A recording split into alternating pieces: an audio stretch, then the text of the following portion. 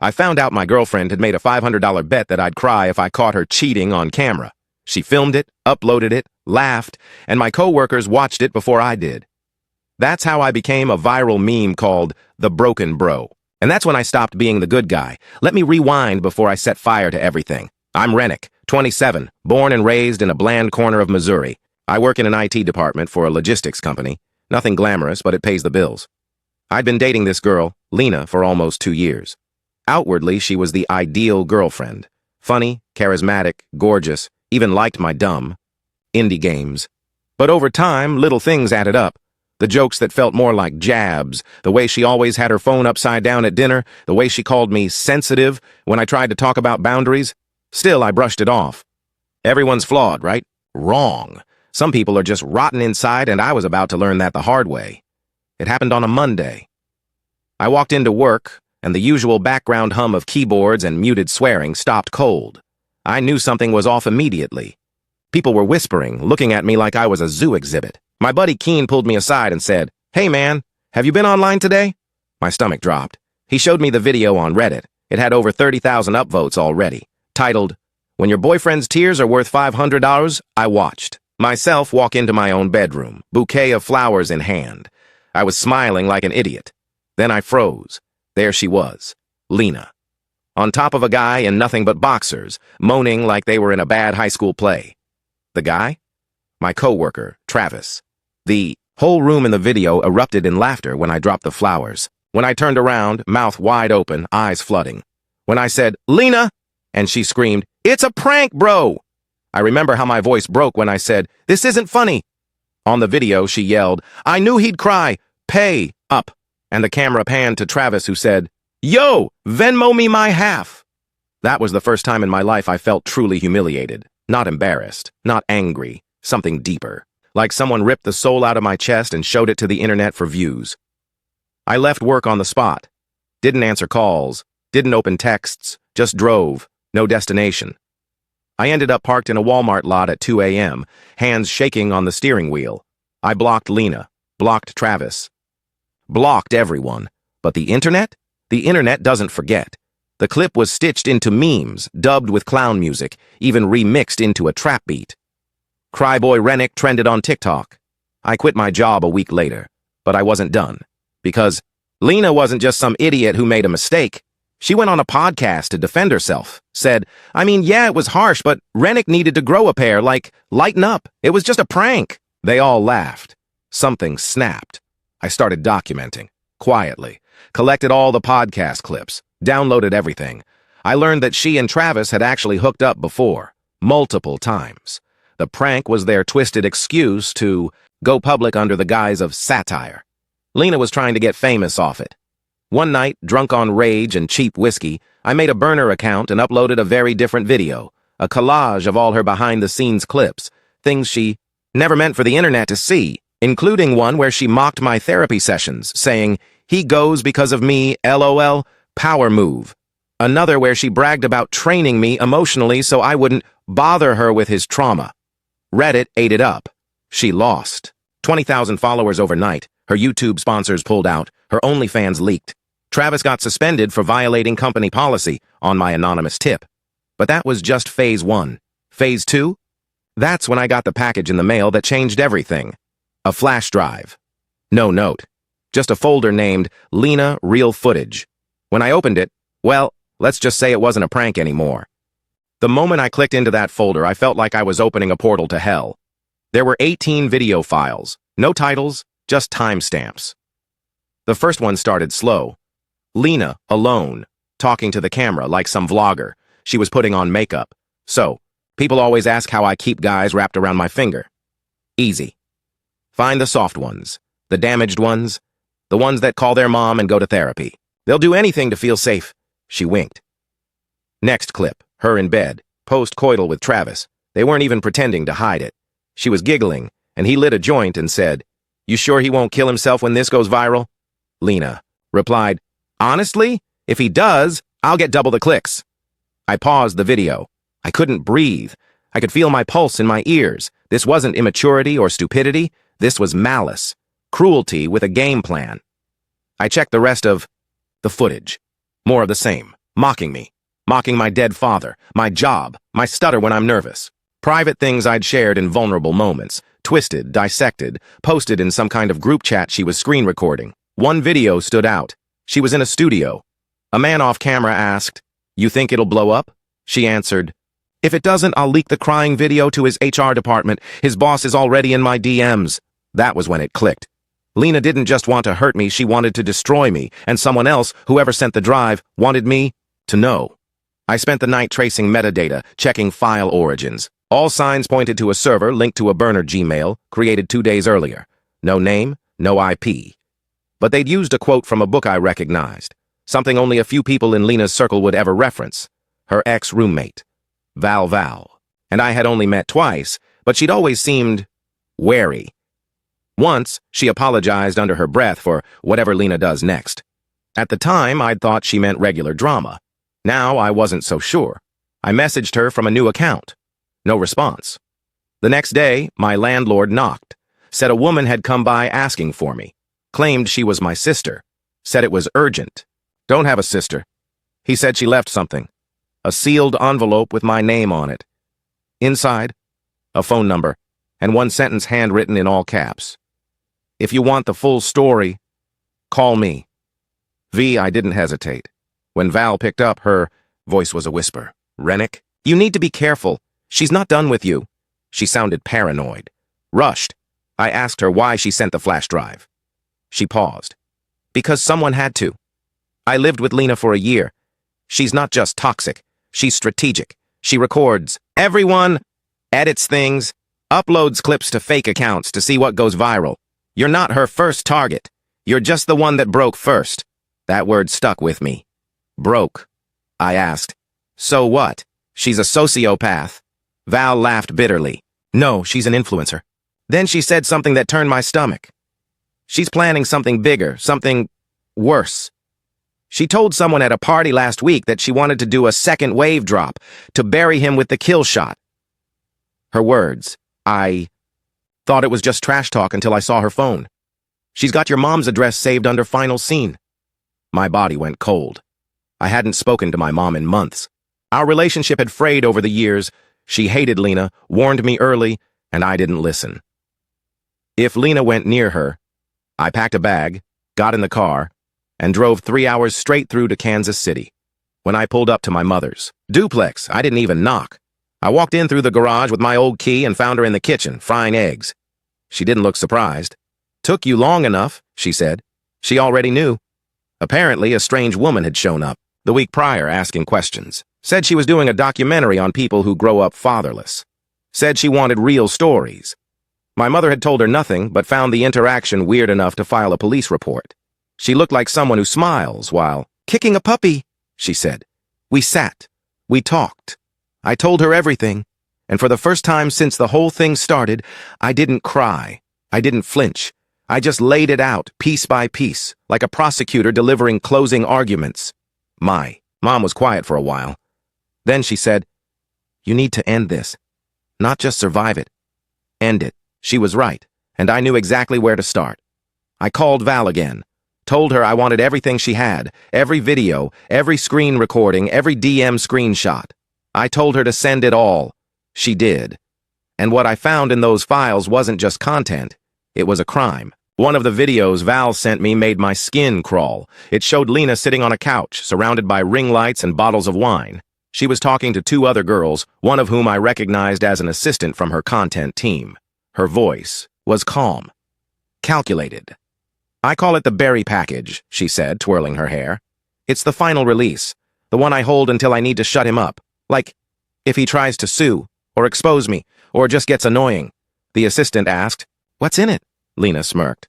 "Old footage, a few messages I faked, stuff that makes him look unhinged, creepy even. If I pair it with a crying montage and play victim, boom. Instant sympathy. He goes from sad ex to potential threat.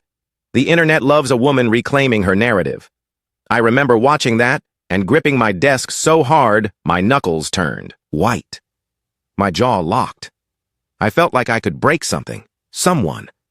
This wasn't about content anymore. This was war, and I was done playing defense.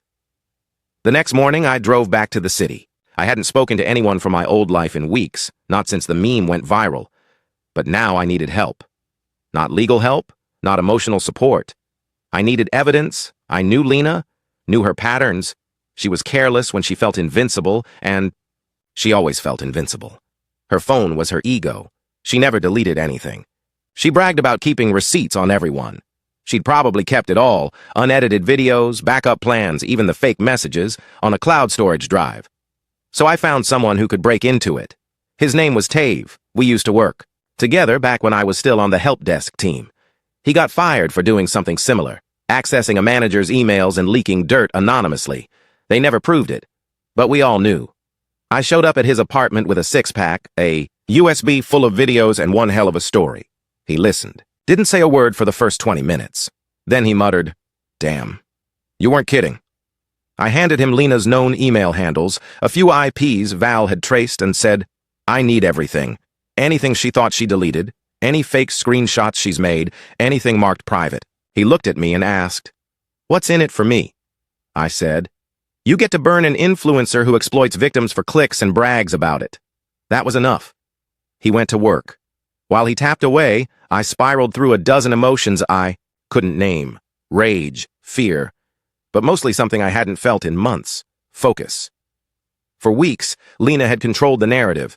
I was the punchline, the soft-hearted simp, the viral clown who cried on camera. She'd taken my grief, my vulnerability, and monetized it.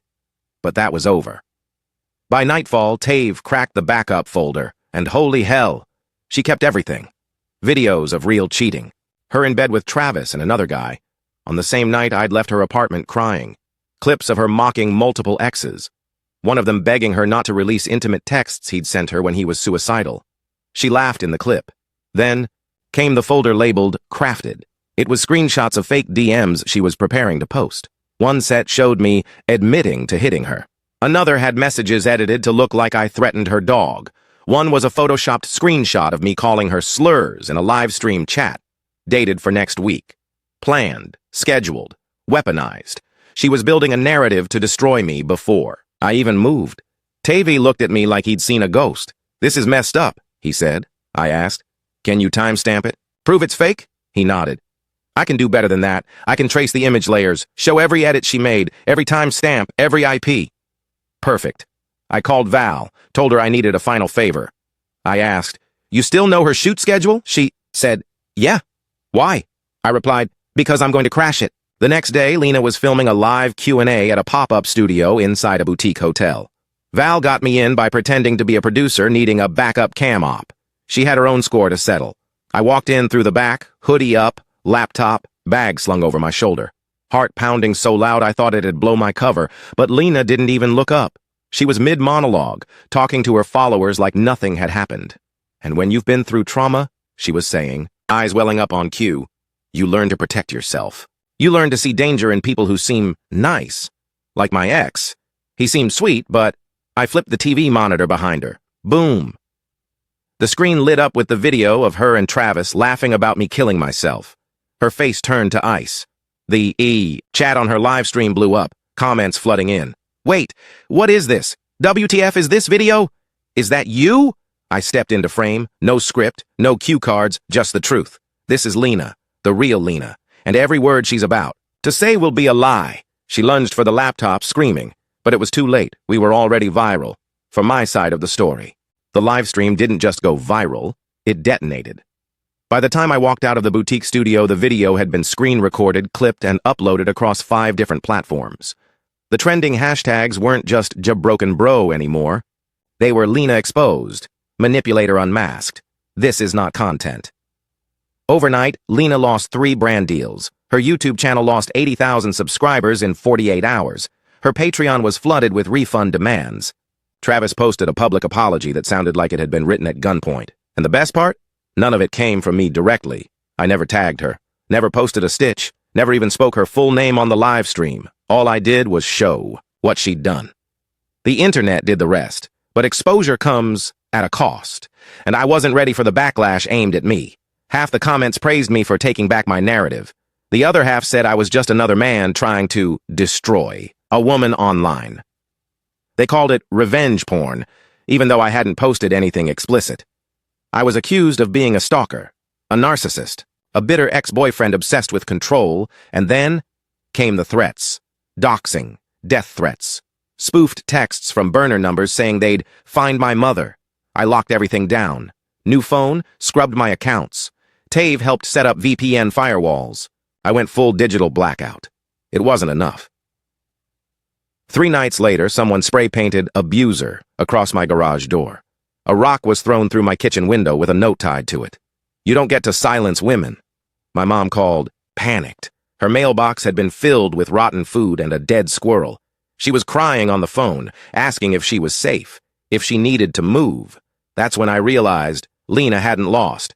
She'd just changed the angle. She went silent. Online, but not behind the scenes. She activated her base, her followers, the ride-or-dies who believed every lie she'd planted. And now they were coming after me. That next morning, I made a police report. They took notes, nodded politely, and told me to lay low. That was it. No protection, no arrests, not even a follow-up. Lena was untouchable until she made one mistake. She filed a takedown request to get my footage removed from the web. That triggered an auto-notification to the Copyright Dispute Board, which flagged her own uploaded crying video as infringing on my likeness, which meant her prank footage got pulled too. That's when it hit me. She never had full rights to the original clip, because she didn't get my consent, and under Missouri's civil code, using someone's image for monetized content without their written permission? That's grounds for a lawsuit. I called a lawyer, not a cheap one, a real one. I showed her everything. The prank video, the manipulation footage, the fabricated, screenshots, the harassment. She didn't blink. "You've got a slam-dunk tort claim," she said. "Invasion of privacy, defamation, emotional distress. And if we can prove intent to damage your career, that's a financial penalty on top." We filed 2 weeks later. But before the paperwork even reached Lena's team, something unexpected happened. A journalist reached out, a real one, not a gossip vlogger or Reddit mod, a senior reporter from a digital ethics site.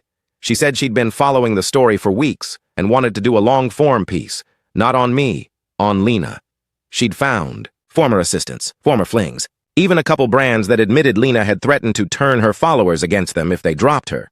They had receipts. I agreed to be interviewed, off the record, but by then it didn't matter. The house of cards was falling fast. Her agent dropped her.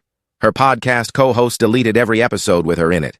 An ex posted DMs showing Lena blackmailing him over nudes she kept just in case. Lena tried to pivot. Posted a healing video titled "Why I Stayed Silent," the truth about the last month. 23 minutes of fake crying and vague trauma references. It got ratioed in 5 hours. Her comments were off by morning. Her channel was gone by night. She didn't vanish completely, though. 3 days later, I got a voicemail from a blocked number. It was her. She didn't cry. She didn't apologize. She just said, "I hope it was worth it. You were never a victim. You just finally figured out how to play dirtier than me." Then she hung up, and I felt nothing. No triumph. No satisfaction. Just silence. For the first time in months. But silence doesn't last forever, especially when someone's still watching. Because the next morning, I got a package. No label, no note. Just a burner phone, and on it, a single video. Lena, standing in a parking lot, looking straight at the camera, smiling. The video was 27 seconds long. Lena stood in an empty gas station lot at night, dressed in black, hoodie up. She held the phone at arm's length. No words, just that stare, a calm, steady smile. Then she pointed behind her. The camera turned. A motel sign flickered in the distance, one I recognized. It was 3 blocks from my apartment. The screen went black. That was it. No message, no call. Just a video that said everything without saying a word. She was close. Too close. I didn't sleep that night. My heart was a jackhammer. My hands stayed clenched, and every creak in the walls made me jolt. At 4:13 a.m., I walked outside with a flashlight and a crowbar and checked every inch of my property. Nothing. No car, no shadow, just fog and silence. The next morning, I walked into the police station and slammed the burner phone on the desk. The officer behind the counter glanced at it like I was overreacting. "Did she threaten you directly?" he asked. I stared at him. "You want her to carve it into my door before you act?" He shrugged. "If there's no explicit threat, there's not much we can do." I walked out shaking. That's when I realized no one was coming to help. Not the law, not the system. This was between her and me now, and she wanted me rattled. Fine, I'd let her think it worked. I canceled all credit cards. Rerouted mail. Slept at a friend's place. Every traceable detail. Gone. Then I called Tave. You still watching her socials? He grunted. She's quiet. Radio silent since the voicemail. What about her IP? He hesitated. Rennick. She scrubbed everything. Someone's helping her. Someone smart. That got my attention. Who? I don't know. But whoever's running her new VPN uses darknet cloaks, government-level stuff. Suddenly, I saw the full picture. This wasn't just a vengeful ex trying to recover clout. This was premeditated, reinvented. She was planning something bigger, and for the first time I wondered, was this ever really about me, or had I just been? Step 1? I spent the next 2 days tracing every alias she'd ever used, every abandoned account, every shadow identity. I found one that stood out, a refined rage. It had no posts. Just a bio that read, "The real ones always survive the cancel cycle." I dug into the HTML. The account had been used to follow 5 people. One of them, my boss. The new one. From the tech firm I just started freelancing with 2 weeks ago, I called him immediately. "Hey, I need to ask something crazy," I said. He paused. "What's going on? Has anyone reached out about me? Emails, calls, anonymous tips?" He was quiet for a moment. Then, "Actually, yeah, yesterday. Someone sent an email with links, claimed you had a history of abusive behavior. I flagged it as spam." I didn't breathe. He kept talking. Sounded fake. But why would someone go to that much effort? I told him everything, well, most of it. Enough for him to understand that someone was targeting me across multiple angles, trying to quietly erase my credibility before I could rebuild. He didn't hang up. He didn't fire me. He said, "I've got a brother who's a security consultant. Let me loop him in." 2 hours later, I was talking to a man named Grady, former cybersecurity specialist, now freelancing as a reputation recovery expert. His diagnosis? She's launching a smear campaign, not the public kind, the corporate kind. Targeting your career trajectory, your financial history, even your dating footprint. She's trying to salt the earth so nothing grows. How do I stop it? You don't. What? He leaned in closer to the camera. You let her finish. I thought he was joking. He wasn't. You gather every shred of it, every email, every contact, every whisper she spreads, and then you bury her with it. One swing, one takedown. You do it slow, or you do it surgical. But either way, you end her credibility permanently. The plan made my stomach turn, because I'd been chasing revenge for weeks. But this wasn't revenge anymore. This was warfare, and I'd just been handed a sniper rifle. Grady gave me a plan, a timeline, a list of tools I'd never heard of and ones I wasn't supposed to use. And then, like a magician, he dropped the final trick. "By the way," he said, flipping open a file on his desk, "she's got a new alias, registered just last week." I leaned in. New brand, new face, same schemes. He spun the screen around. It was Lena, new hair, different name, but the smile? Same one. "Welcome to her next life," Grady said. "You still sure you want to play this game?" I stared at the screen and smiled back. Because I wasn't just playing now, I was setting the rules. I waited exactly 6 weeks. 6 weeks of radio silence. 6 weeks of gathering files, screenshots, and IP logs. 6 weeks of pretending I was gone, washed up, buried under the rubble of her lies. In that time, Lena rebranded. She launched a new podcast under her new name. Empowerment by Ember. New face, new mission, same rod underneath. The content was polished, trauma-baiting, teary-eyed monologues about toxic partners, emotional survival, and digital resurrection. She told her new audience she'd been doxxed by an unhinged ex, that she went dark for her own safety. She was playing the long con, but I'd already won. The day her recovery interview went live, an exclusive sit-down with a major online magazine, I sent my file drop. To the journalist, to every guest on her new podcast, to the sponsors that had just signed her, to her management, and most importantly, to her. The email subject line was simple. "This is who you're platforming." Inside, a custom folder, labeled Lena.mp4, a 16-minute uncut compilation of everything. Her original prank footage, the raw videos of her coaching Travis to fake a confrontation, clips of her bragging about faking abuse allegations, her laughing at suicidal, Messages. The burner accounts traced back to her VPN, the forged DMs with my name on them, audio of her bragging about her second life before she'd even lost the first. By noon, the podcast was pulled. By 6 p.m., the article had been retracted, replaced by a note saying, "Our editors were provided with new information that raised serious ethical concerns." And by nightfall, Aga Cancel Ember was trending harder than anything she'd ever posted in her career. But I wasn't watching the fallout. I was sitting across from my mother at a diner in Kansas City, drinking bad coffee and trying to feel the weight of the moment. "You okay?" she asked. I nodded. I thought I'd feel something more, bigger. "But all I feel is tired," she smiled. "That's peace. It doesn't always show up with fireworks, but it did that night. At 10:43 p.m., I got one final message. No burner number, no cryptic link, just a direct text. "Lena, you were never a victim. You just got lucky." I stared at the screen. I didn't reply. Instead, I posted my last video, titled, "My name is Rennick, and this is the truth." I didn't rant. I didn't beg for sympathy.